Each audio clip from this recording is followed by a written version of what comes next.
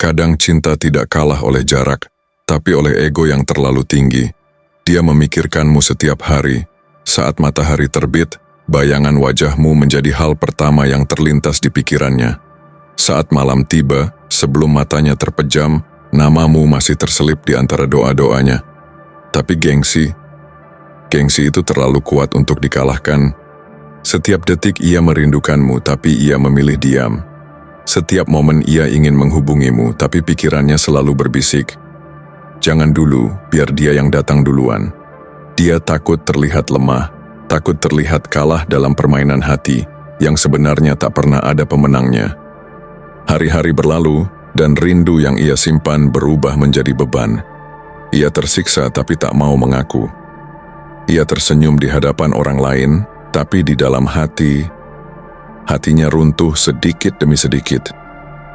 Inilah kisah tentang seseorang yang membiarkan harga diri mengalahkan rasa sayang, tentang penyesalan yang perlahan menghantui. Kisah ini mengajarkan satu hal penting. Cinta tanpa keberanian hanya akan menjadi cerita yang tak pernah tuntas. Jangan sampai kamu terlambat, karena waktu tak akan pernah mengulang kesempatan yang sama. Pernahkah kamu berada di posisi seperti ini? Pernahkah kamu menahan diri untuk tidak menghubungi seseorang yang sangat kamu rindukan, hanya karena takut terlihat lemah? Ceritakan di kolom komentar, siapa tahu kisahmu bisa menjadi pelajaran untuk orang lain. Karena pada akhirnya kita semua akan sadar, tidak ada yang lebih menyakitkan daripada cinta yang dibiarkan membeku karena gengsi. Tulis di kolom komentar apakah kamu pernah berada di posisi ini, atau mungkin kamu sedang memikirkannya sekarang. Mari kita selami nomor 1, pertempuran antara hati dan kesombongan. Dia ingin menghubungi Anda. Setiap detik saat pikirannya kosong, Anda hadir di sana. Dia membayangkan kata-kata yang akan dia kirim. Sebuah pesan sederhana, "Hei, apa kabar?" Dan jari-jarinya melayang di atas layar ponselnya. Tetapi seperti bayangan yang menuntun ke jurang, suara ego yang keras menghentikannya. "Jangan lakukan itu," katanya. Bisikan itu menusuk hatinya. "Jangan tampak lemah, dia yang harus menghubungi lebih dulu." Begitu cepatnya harga diri muncul, melindungi dirinya dengan perisai kebanggaan yang lebih berat dari segala perasaan yang ada di dalam hatinya. Pikiran-pikiran itu datang begitu jelas, setiap kenangan tentang Anda memutar ulang percakapan kalian yang dulu. Dia merindukan Anda lebih daripada yang dia mau untuk akui, tetapi ego berkata lain. Hatinya ingin berbicara, namun mulutnya terkunci oleh rasa takut akan penolakan, oleh perasaan rentan yang tidak bisa dia biarkan terlihat. Setiap kali dia mendekati kunci kirim, suara itu datang lagi. "Jika kamu menjangkau, kamu akan terlihat seperti orang yang memerlukan, seperti orang yang tidak bisa mengendalikan perasaannya."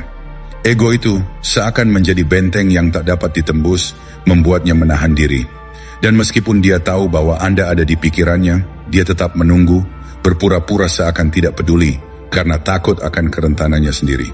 Namun di sini dalam diamnya, Anda harus mengerti bahwa pertempuran yang dia hadapi bukanlah pertempuran Anda. Itu adalah pergulatan antara hatinya dan egonya. Dan Anda sebagai individu yang memahami nilai stoik, tahu betul bahwa ini bukan masalah yang perlu Anda campuri. Ini bukan tentang apa yang terjadi dalam pikirannya, tetapi tentang bagaimana Anda mengendalikan diri Anda sendiri. Seperti yang pernah diajarkan oleh Epictetus, kebahagiaan dan kedamaian batin datang dari dalam diri kita sendiri, bukan dari luar.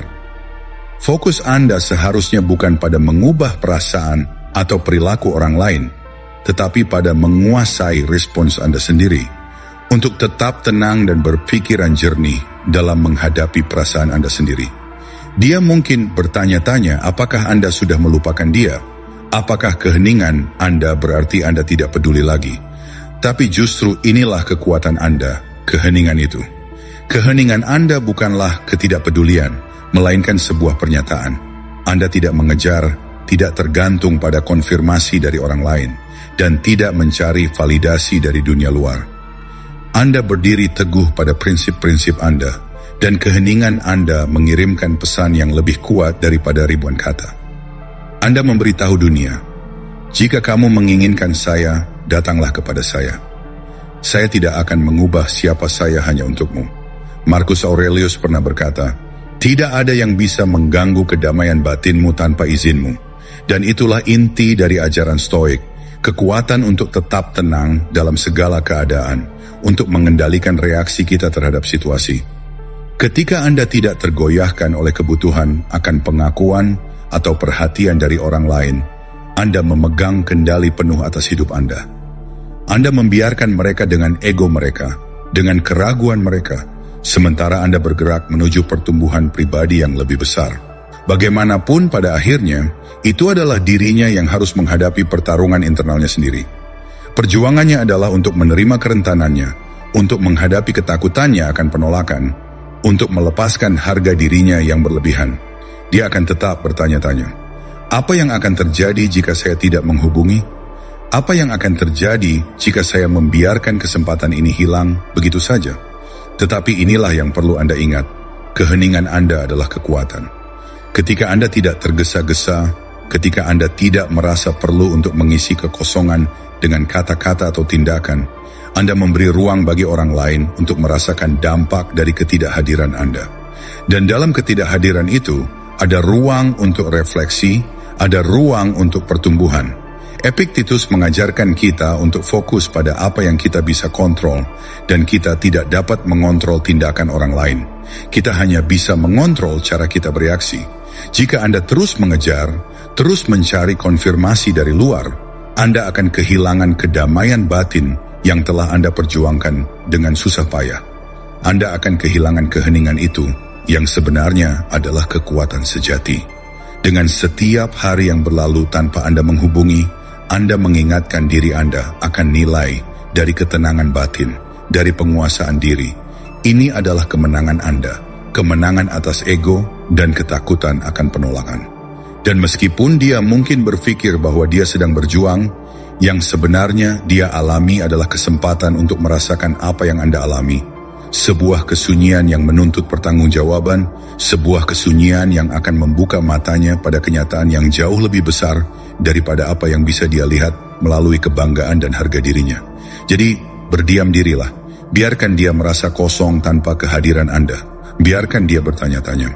Karena semakin Anda menahan diri, semakin kuat Anda akan menjadi. Keheningan Anda adalah tanda dari kedamaian yang telah Anda temukan dalam diri Anda sendiri. Dan itu adalah pesan yang lebih kuat daripada kata-kata apapun yang bisa Anda ucapkan. Nomor 2, dia sedang mengamati Anda, meski tidak ada jejak yang terlihat. Dia tidak akan menyukai foto Anda, tidak akan berkomentar, dan tidak akan meninggalkan jejak kecil yang menunjukkan dia ada di sana. Tetapi malam hari ketika dunia sunyi dan hanya suara pikiran yang bisa terdengar, dia terdiam. Dalam keheningan itu, dia membuka profil Anda. Dia menggulir gambar-gambar Anda, membaca ulang percakapan-percakapan lama yang dulu penuh makna, dan bahkan sesekali memeriksa apakah Anda masih mengikutinya. Dia mencari sesuatu, apapun itu, sesuatu yang menunjukkan bahwa Anda masih memikirkannya. Mungkin dia berharap untuk melihat sebuah kutipan samar yang terasa seperti ditujukan untuknya, atau foto yang seakan mengisyaratkan bahwa Anda belum benar-benar melupakannya. Namun inilah kenyataannya. Itu bukan permainan yang harus Anda mainkan. Kebanyakan orang terjebak dalam perangkap ini. Mereka merasa terpaksa memberikan sesuatu, sebuah petunjuk halus, sebuah ungkapan yang disengaja, dalam harapan bahwa itu akan menarik perhatian seseorang yang mereka inginkan. Mereka memposting kalimat-kalimat puitis, lirik lagu yang tampaknya tepat, atau foto yang dipilih dengan hati-hati untuk menonjolkan diri mereka. Tetapi pria yang benar-benar memahami dirinya tahu bahwa ini bukan tentang mengejar perhatian. Ini adalah tentang tetap setia pada diri sendiri, pada hidup Anda, dan pada tujuan Anda. Anda tidak ada di dunia ini untuk memenuhi rasa ingin tahu orang lain. Anda tidak perlu mengonfirmasi bahwa Anda masih ada, bahwa Anda masih memikirkannya, atau bahwa Anda masih menginginkan sesuatu darinya. Sama seperti yang diajarkan oleh Marcus Aurelius, kendalikan dirimu dan kamu akan menguasai dunia. Anda tidak bisa mengendalikan perasaan atau tindakan orang lain. Yang bisa Anda kendalikan adalah respons Anda sendiri. Anda tidak mengejar perhatian dan Anda tidak mencari validasi melalui tindakan atau kata-kata yang dipentaskan untuk orang lain. Anda tidak ada di sini untuk memberikan bukti bahwa Anda masih peduli, karena perhatian Anda telah teralihkan. Anda tidak lagi bergantung pada pengakuan dari luar. Anda telah memilih untuk melangkah maju, untuk fokus pada diri Anda sendiri, pertumbuhan Anda, kedamaian Anda, dan tujuan hidup Anda. Keheningan Anda bukanlah sebuah penolakan, tetapi sebuah pernyataan. Anda tidak terburu-buru untuk memenuhi harapan orang lain. Anda tidak ada di sini untuk bermain-main dengan ego seseorang. Anda telah menemukan kedamaian dalam ketenangan itu. Dan justru itulah yang membuatnya berpikir lebih dalam. Mengapa Anda tidak berusaha mendapatkan perhatian darinya? Mengapa Anda tidak mengirimkan sesuatu yang diharapkan, sesuatu yang bisa membuktikan bahwa Anda masih ada? Di balik pertanyaan itu, ada keraguan yang semakin berkembang. Bagaimana jika dia benar-benar sudah move on? Bagaimana jika saya telah kehilangan kesempatan itu? Keheningan Anda menjadi lebih berbicara daripada kata-kata apapun. Dalam keheningan itu, dia harus menghadapi kenyataan bahwa Anda tidak lagi mencari perhatian, Anda tidak lagi terikat pada permainan ego yang dulu mungkin mempengaruhi Anda.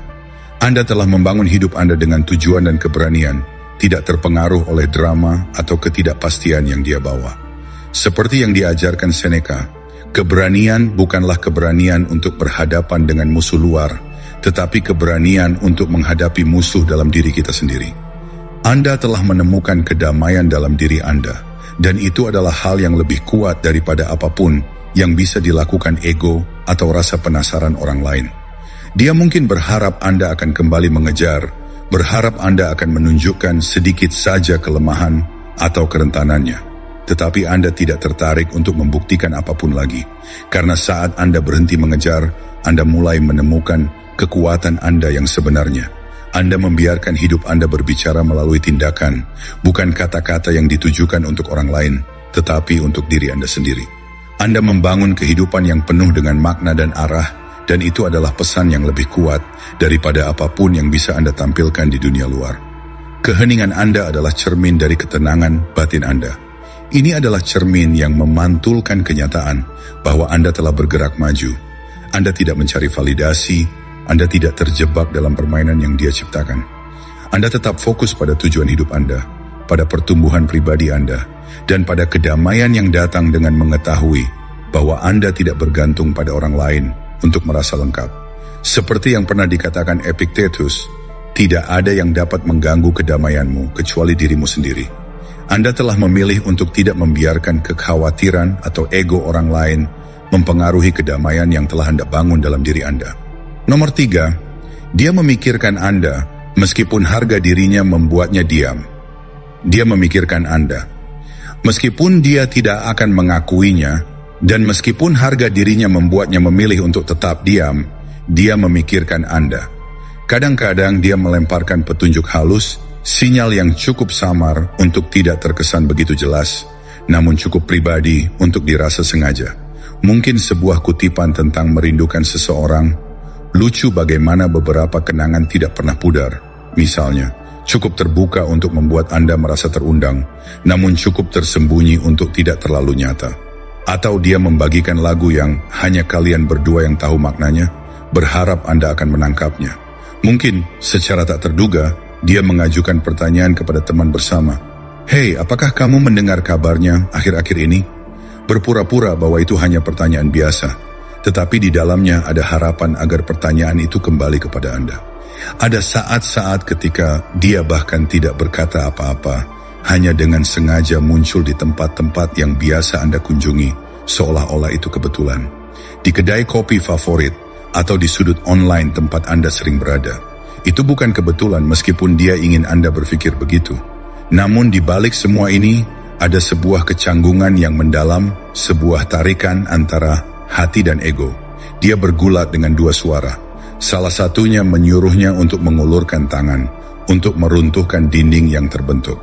Namun suara lainnya, yang lebih keras dan penuh kebanggaan, memperingatkannya untuk tidak menunjukkan kelemahan. Tidak ada yang lebih memalukan daripada menunjukkan bahwa Anda peduli, bahwa Anda masih berharap sesuatu. Ego mengingatkannya, jangan terlihat lemah, jangan menjadi orang yang membuat langkah pertama. Itu adalah langkah yang harus diambil oleh orang lain. Dan dengan demikian, dia tetap diam. Dia tidak memecah kesunyian, tetapi menggugurkan remah roti di sepanjang jalan, petunjuk-petunjuk halus yang tampaknya menanyakan, apakah kamu masih memikirkanku? Dan inilah saatnya, tempat di mana banyak orang terjebak. Banyak yang tergoda untuk merespons setiap isyarat tersebut, untuk mencoba menafsirkan apa yang sebenarnya dia maksud. Mereka mulai mengejar petunjuk-petunjuk itu, mempercayai bahwa keraguannya adalah semacam undangan untuk bergerak maju, untuk memberi respons. Tetapi pria yang tenang dan tabah tahu bahwa ini bukan jalan yang benar. Seperti yang dikatakan Epictetus, jangan terburu-buru untuk mencari petunjuk dalam kata-kata orang lain, karena tindakan mereka adalah cerminan dari kebebasan mereka, bukan kewajiban Anda untuk menanggapi. Anda tidak bisa mengendalikan niat orang lain, hanya bisa mengendalikan bagaimana Anda merespons dunia. Mengikuti setiap petunjuknya hanya memberi Anda ilusi bahwa Anda bisa mengontrol sesuatu yang sebenarnya di luar jangkauan Anda. Sebagai gantinya, Anda memilih untuk tetap diam. Anda tetap teguh, kuat dalam harga diri Anda. Fokus Anda bukanlah pada apa yang dilakukan atau tidak dilakukan oleh orang lain, tetapi pada bagaimana Anda merespons setiap gerakan dalam hidup Anda. Ketika Anda menjadi diri Anda yang lebih baik, ketika Anda mengejar tujuan hidup Anda, mengembangkan diri Anda, dan menjaga kedamaian batin Anda, keheningan Anda sendiri menjadi kekuatan yang luar biasa. Karena dalam keheningan itu, dia mulai berpikir, mengapa dia tidak mencoba untuk mendapatkan perhatian saya? Mengapa dia tidak menunjukkan tanda-tanda bahwa dia peduli? Seiring berjalannya waktu, dia mulai merasakan ketidakhadiran Anda dengan cara yang lebih mendalam. Semua teka-teki yang dia coba atur kembali dalam pikirannya mulai runtuh, dan akhirnya dia menghadapi kenyataan yang tak bisa dia hindari. Jika dia benar-benar menginginkan Anda, jika dia benar-benar peduli, dia tidak akan hanya memberikan petunjuk, dia akan menemukan cara untuk memecah kesunyian itu. Seperti yang pernah diajarkan oleh Marcus Aurelius, apa yang tidak dapat Anda kendalikan, biarkan saja berlalu. Biarkan dunia berjalan dengan cara yang seharusnya, dan Anda tetap fokus pada langkah Anda. Anda tidak berada dalam posisi untuk mengejar, karena apa yang Anda bisa kendalikan adalah bagaimana Anda berkembang dalam kedamaian batin. Dia mungkin berharap Anda akan datang, berharap Anda akan merespons setiap tanda samar yang dia lemparkan. Tetapi Anda tahu lebih baik. Anda tahu bahwa untuk benar-benar menghargai diri sendiri, Anda tidak bisa terjebak dalam permainan ego.